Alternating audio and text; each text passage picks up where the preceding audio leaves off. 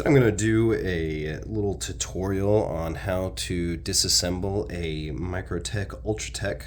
This is the Blade Show 2023 spear point with the Frag G10 on one side. I went ahead and kind of backed out some of the screws.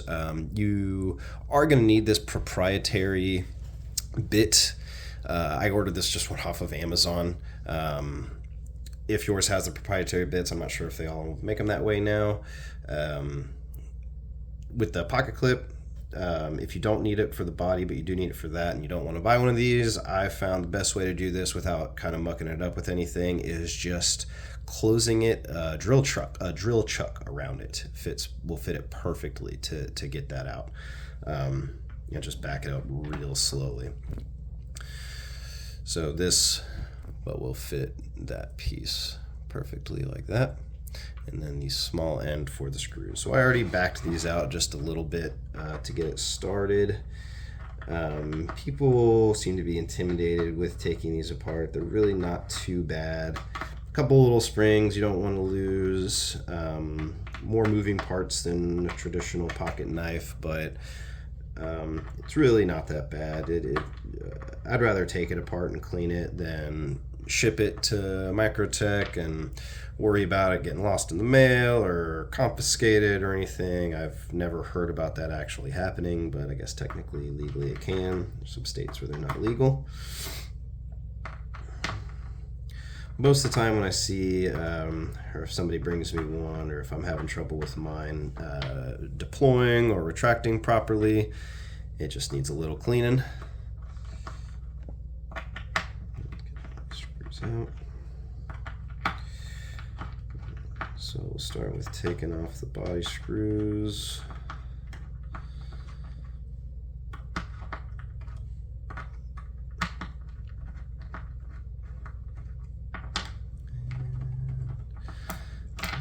That's all of them. All right, so we'll go ahead and tick this up and take a look at our internals here. Let's bring it in a little bit. Okay, so our little actuator came off, as well as this very small spring here. This is the first spring that we don't want to lose.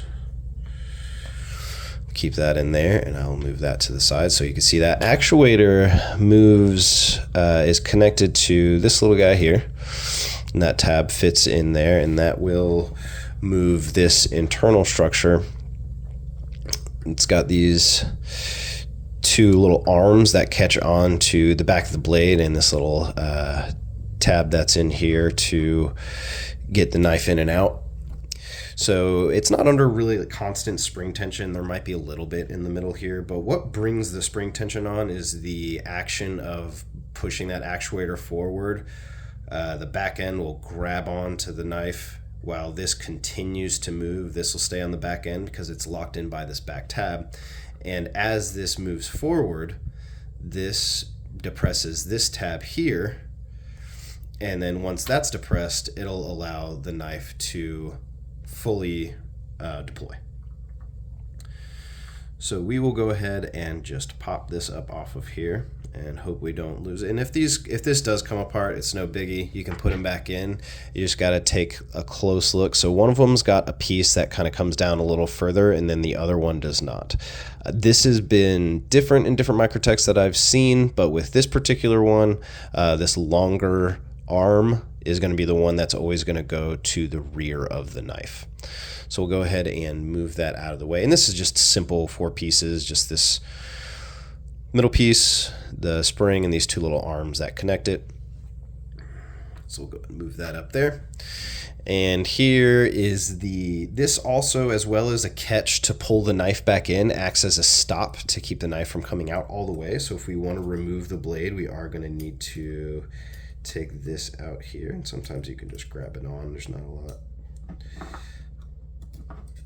Careful knocking it down too. Sometimes these, rarely, but I have tried to really smack this guy out of here and popped one of these out and almost lost a screw. I was crawling around on the kitchen floor looking for it. All right, so we've got that little guy out of there. Now we should be able to take the blade out. So we'll go ahead and depress these tabs and that blade will slide all the way out. All right. So now we've got these two tabs, and these are held in place and under tension with some other very small springs that we don't want to lose. So these can come in and out.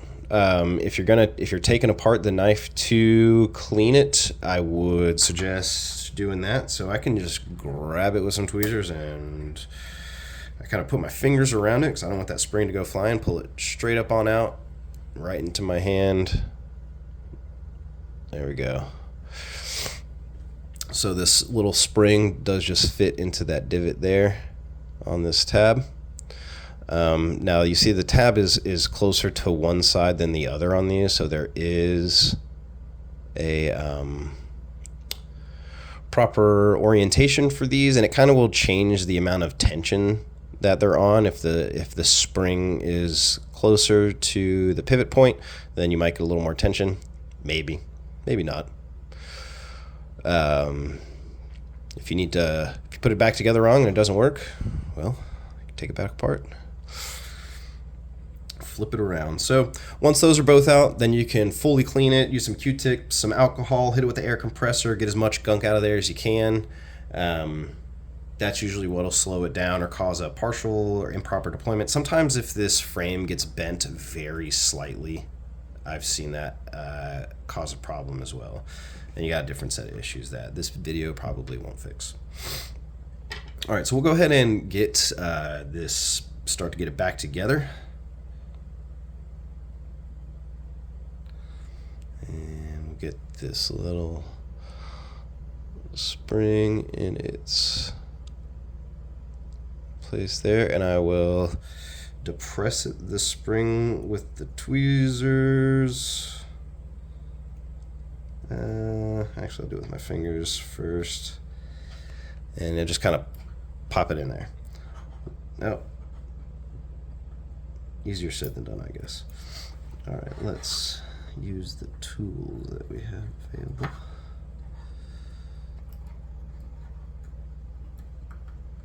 Sometimes you can kind of just, there we go, squeeze the spring down, get the beginning of the spring in there, and then as you push the tab in, it'll kind of push the spring into place. Just take a look. You can see that spring is in place in there, and we can kind of test out the actuation of this tab. Make sure we're good. It's looking good. Everything's solid. Nothing rattling around.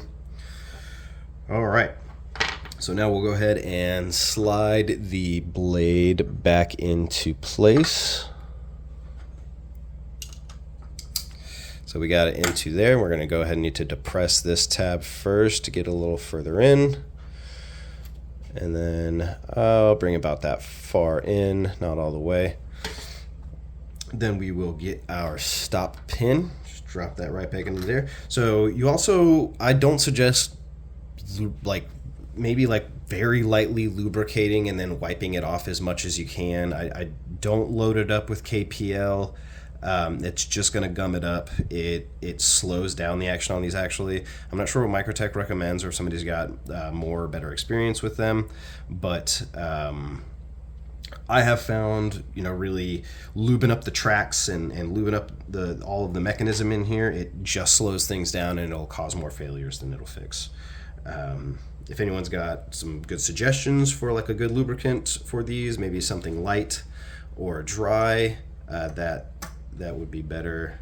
I'd love to hear it. So we could just place this track back on here. Again, that longer arm is going to go towards the back, and this divot, little cutout here, is going to go towards the front, because that is what connects the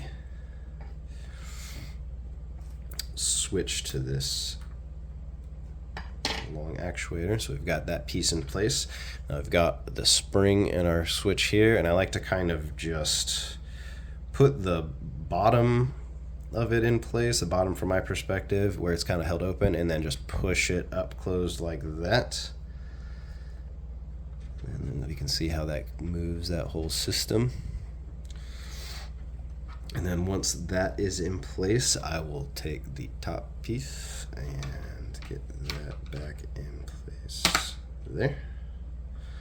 All right, and then once we have it on, we can see a good way to tell if things are in place is if it'll actually allow it to close all the way down.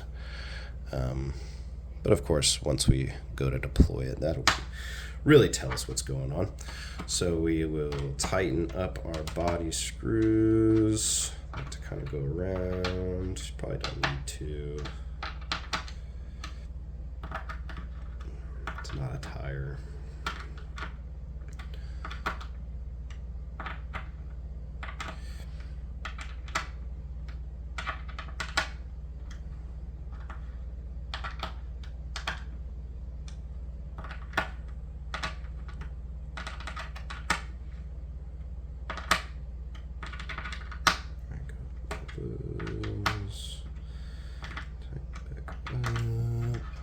Sorry, got a good view of the back of my hand there.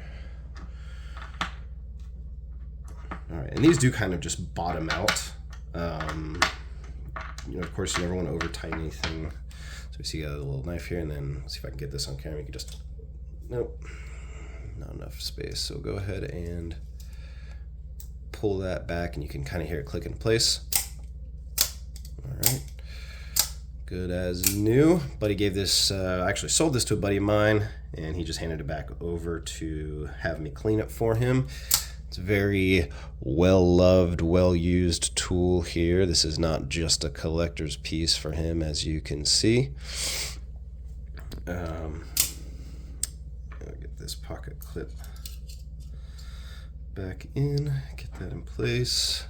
And I'll probably go back in and hit this with some blue Loctite. Oh, we're getting up there in time, so I think y'all can imagine what that would be. Kind of just get that started, and then I'll use the tool to get it fully in place. All right, and there we go. Thanks for watching.